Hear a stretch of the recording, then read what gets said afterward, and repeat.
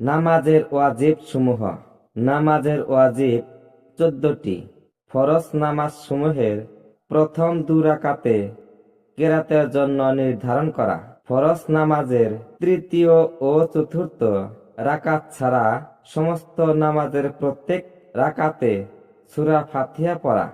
ফরজ নামাজ সমূহের প্রথম 2 রাকাত এবং ওয়াজিব, সুন্নত ও নফল নামাজ সমূহের রাকাতে সূরা ফাতিহার পর কোন সূরা কিংবা বড় 1 আয়াত অথবা ছোট 3 আয়াত পড়া।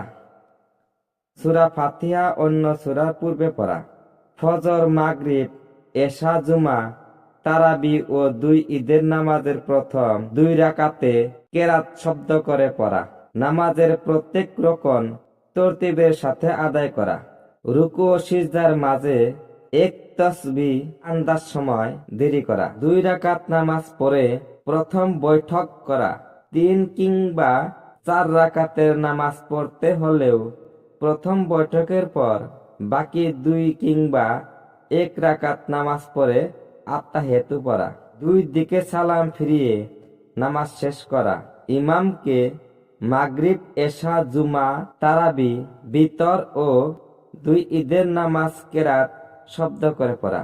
জোহর ও আসর নামাজের কেরাত চুপে চুপে পড়া। বিতর নামাজের দোয়ায়ে কুনুত পড়ার আগে তাকবীর বলে 2 হাত কর্ণমূল পর্যন্ত উঠিয়ে তাহরিমা বাঁধা। 2 ঈদের নামাজে অতিরিক্ত 6 বার তাকবীর বলা। নামাজের মধ্যে উপরে বর্ণিত ওয়াজিব সমূহ তরক করলে সিজদায়ে শুহু করতে হবে, অন্যথা নামাজ পুনরায় পড়তে হবে।